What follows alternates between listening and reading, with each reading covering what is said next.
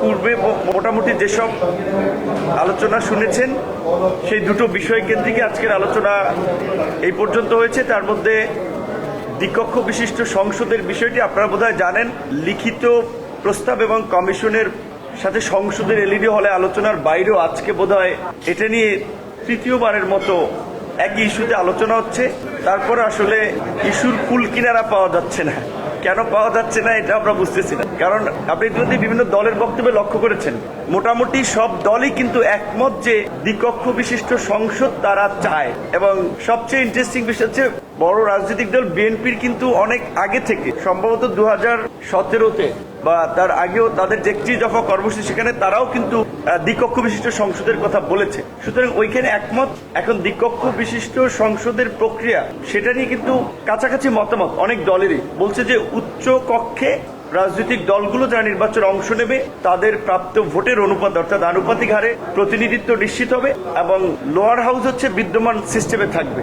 এখানে অনেক দল মোটামুটি একমত এবং এই ইস্যুটি কিন্তু তিনবার এই ফরেন সার্ভিস একাডেমিতে আলোচনা হয়েছে। তো একটা ইস্যু নিয়ে যদি এতবার আলোচনা করে কনক্লুশনে পৌঁছানো না যায় তাহলে কিন্তু আসলে আলোচনা অনেকের কিন্তু ধৈর্য বা আগ্রহ থাকে না। সেম সংবিধান সংশোধনী নিয়ে আই থিঙ্ক 3বার আপনাদের এখানেও ব্রিফ গেছে, সেখানেও মোটামুটি অনেক দল কাছাকাছি মতামত যে যদি দ্বিকক্ষ বিশিষ্ট সংসদ হয় তাহলে নিম্নকক্ষে 2/3 সমর্থনের পাশাপাশি উচ্চ কক্ষেও 2/3 সমর্থনের এটা প্রয়োজন। কারণ সংবিধান তো কোনো দলীয় দৃষ্টিভঙ্গি থেকে সংশোধন করা উচিত না। যদিও আমরা দেখেছি বাংলাদেশের এই পর্যন্ত যে 17বার সংবিধান সংশোধন করা হয়েছে তার অনেকগুলো সংশোধনী আনা হয়েছে ব্যক্তিকে এম্পাওয়ার করার জন্য কিংবা ক্ষমতাকে কুক্ষিগত করার জন্য। সেই জন্য আমাদের দলের পক্ষ থেকে প্রস্তাবটা ছিল যে সংবিধান সংশোধন এইটা একটা জাতীয় ইস্যু এবং একটা সংবিধান তো একটা জাতির চুক্তি, রাষ্ট্র পরিচালনার ক্ষেত্রে একটা লিপিবদ্ধ মূলনীতি। সুতরাং এইখানে যদি হাত দিতে হয় তাহলে অন্তত মেজর স্টেক হোল্ডারদের মতামত নিয়েই করা উচিত। সেই জায়গা থেকে আমাদের মতামত ছিল যে লোয়ার হাউসের মতো আপার হাউসেও 2/3 এটা পাশ করা।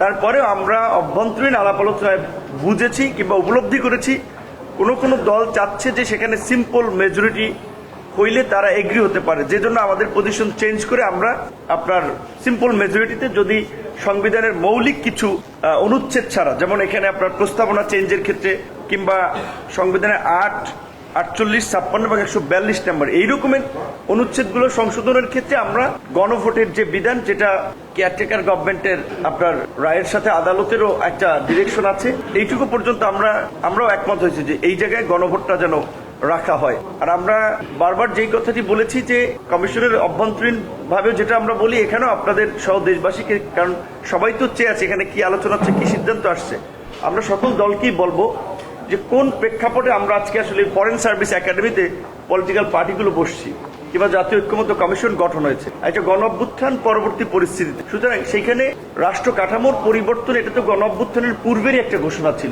এবং শাসনতান্ত্রিক ব্যবস্থা বা সরকার ব্যবস্থার পরিবর্তন এই যে গণ অভ্যুত্থানের একটা অঙ্গীকার ছিল আমাদের। সেই জায়গায় রাজনৈতিক দলগুলো যেন যার যার দলীয় দৃষ্টিভঙ্গির ঊর্ধ্বে উঠে আমরা একটু চিন্তা করতে পারি, মতামতগুলো দেই, কমিশনও যেন একটা শক্তভাবে সিদ্ধান্ত গ্রহণ করে, এইটা আমাদের আহ্বান থাকবে। তারা যদি স্পেসিফিকভাবে, যেটা আমরা বারবার বলি, সংস্কারকে কোনো দলের মুখাপেক্ষি করে ফেলে কিংবা দলের সম্মতির উপরে নির্ভর করে তাহলে কিন্তু অনেকগুলো মৌলিক সংস্কার শেষ পর্যন্ত আমরা ঐক্যমতেও পৌঁছতে পারবো না এবং এটা বাস্তবায়নও সম্ভব হবে না। সব বিষয়ে ঐক্যমত হবে না, প্রয়োজনীয় মৌলিক বিষয়গুলোর সংস্কার প্রয়োজন, সেটা যেন ঐক্যমত্য কমিশন আলাপ আলোচনার ভিত্তিতে একটা সিদ্ধান্তে আসে, সেটি আমরা বারবার বলছি, সেটাও আমাদের প্রত্যাশা থাকবে।